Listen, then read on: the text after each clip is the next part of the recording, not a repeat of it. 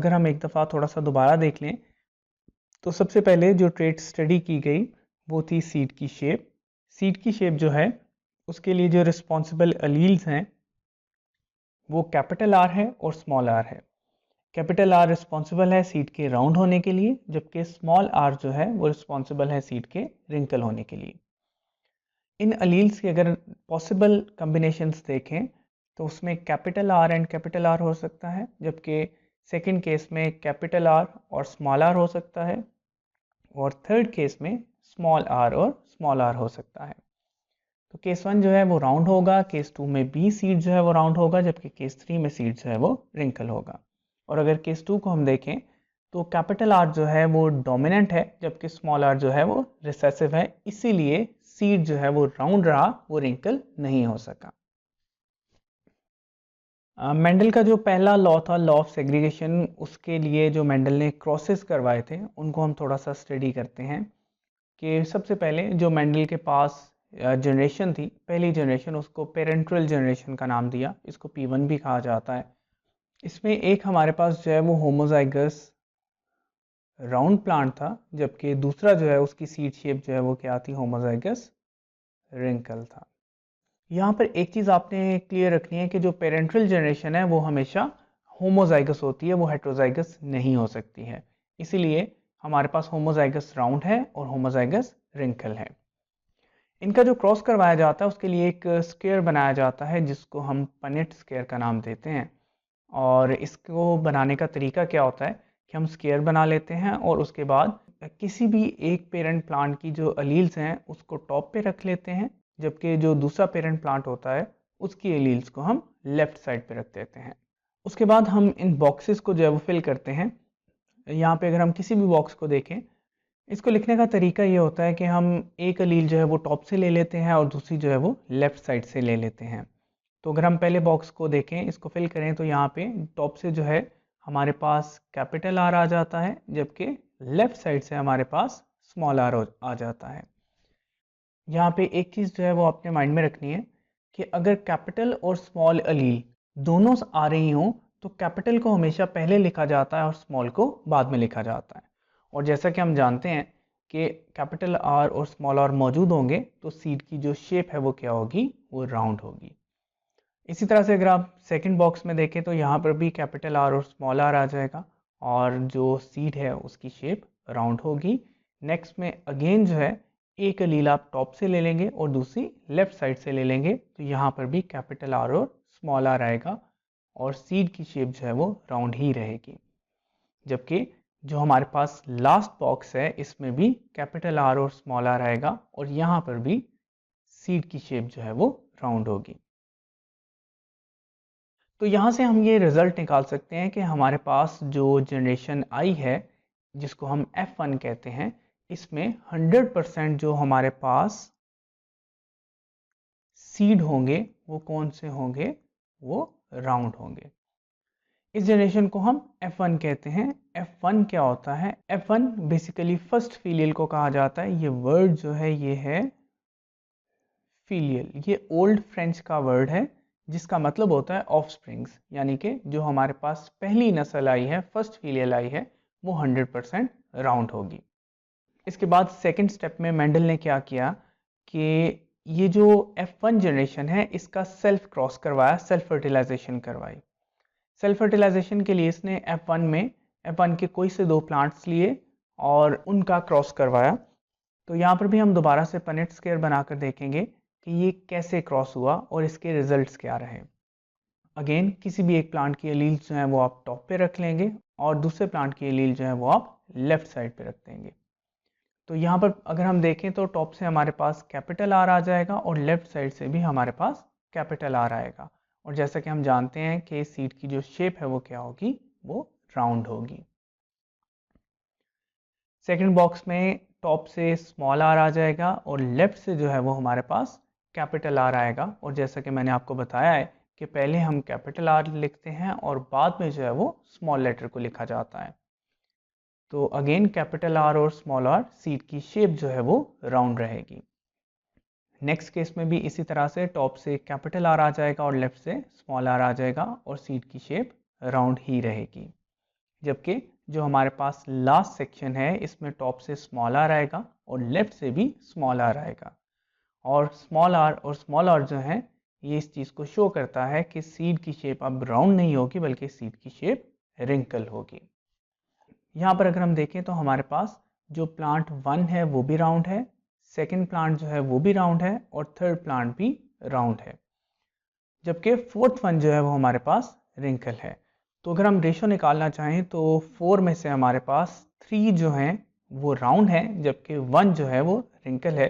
तो ये 3:1 बनती है, यानी कि 4 में से जो 3 प्लांट्स हैं वो हमारे पास राउंड हैं जबकि 4 में से जो एक प्लांट है वो हमारे पास क्या है, रिंकल है।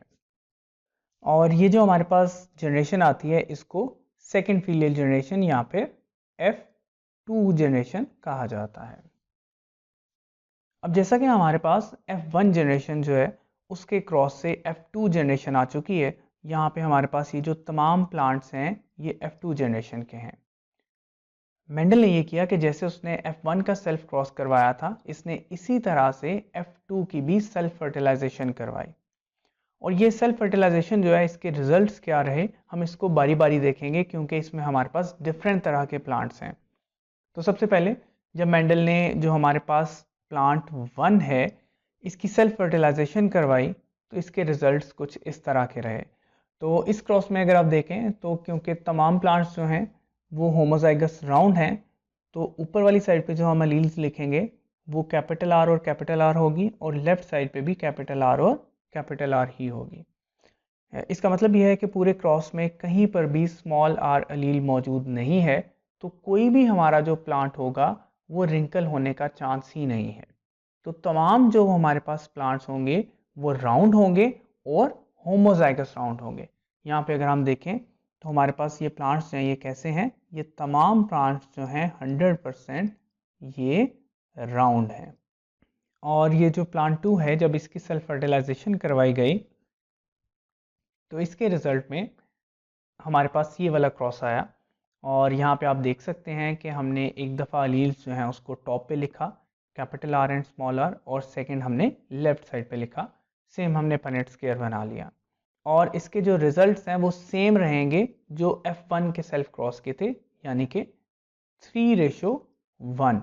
इसमें क्या था कि इसमें हमारे पास 3 प्लांट्स जो हैं वो राउंड हैं जबकि एक प्लांट जो है वो रिंकल है।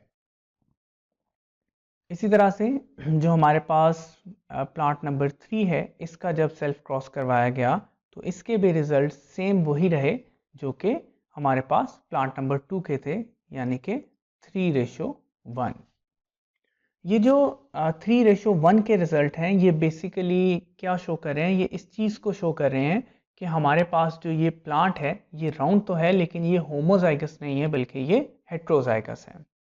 और इस चीज़ का हमें कैसे पता चला कि जब भी हम किसी भी प्लांट का सेल्फ क्रॉस करवाएं और उसके आने वाले तमाम ऑफस्प्रिंग्स जो हैं वो अगर राउंड ही होंगे तो इसका मतलब है कि वो होमोजाइगस था। और जबकि 2 और 3 के केस में अगर हम देखें तो ऐसा सेल्फ क्रॉस जिसके रिजल्ट में कुछ प्लांट्स राउंड हों और कुछ रिंकल भी मौजूद हों तो इसका मतलब है उस प्लांट के पास स्मॉल आर एलील मौजूद थी, तो वो क्या होगा, वो हेट्रोजाइगस होगा। और जो इसी तरह से जो हमारे पास प्लांट नंबर 4 है इसको जब हमने क्रॉस करवाया, इसको हमने क्रॉस करवाएंगे तो क्योंकि ये तमाम अलील्स जो हैं वो स्मॉल आर हैं, टॉप पे भी स्मॉल आर आ जाएंगी और लेफ्ट साइड पे भी स्मॉल आर आएंगी। तो यहाँ पे क्या है, यहाँ पे जो रिजल्ट्स रहेंगे उसमें जो प्लांट्स हैं वो 100% क्या होंगे, वो रिंकल होंगे।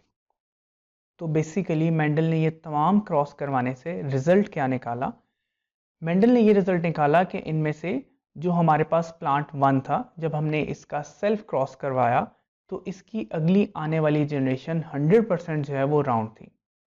और 100% जनरेशन जो राउंड थी इसका मतलब ये था कि ये वाला जो हमारे पास प्लांट है ये बेसिकली क्या है, ये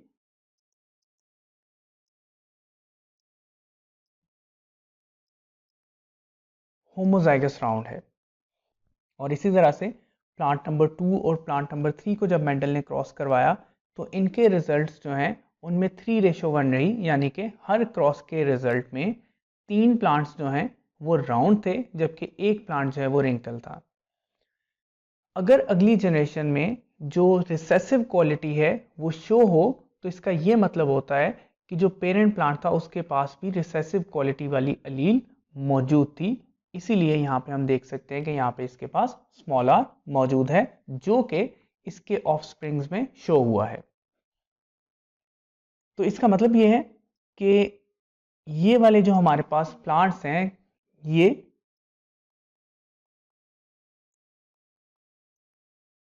हेट्रोजाइगस राउंड है। ये क्या है? हेट्रोजाइगस राउंड है। जबकि हमारे पास ये जो प्लांट है लास्ट वाला, ये रिंकल है, और रिंकल जो रिसेसिव क्वालिटी है वो हमेशा होमोजाइगस ही होती है, वो हेट्रोजाइगस नहीं हो सकती है। तो यहाँ से यही रिजल्ट निकलते हैं कि जो होमोजाइगस राउंड है वो 1 है, जो हेट्रोजाइगस राउंड है वो 2 है, यानी कि हमारे पास जो प्लांट 2 और प्लांट 3 था वो होमोजाइगस राउंड था, जबकि जो प्लांट 4 है जो रिंकल है वो कितने हैं? 1 है। तो जैसा कि लास्ट क्रॉस में हमने देखा था कि जो रेशो थी वो 3:1 थी, तो जब मेंडल ने इनको डिटेल स्टडी किया तो उसने ये रिजल्ट निकाला कि तो असल में इनके रिजल्ट्स जो हैं वो 3:1 नहीं है, बल्कि वो 1:2:1 है।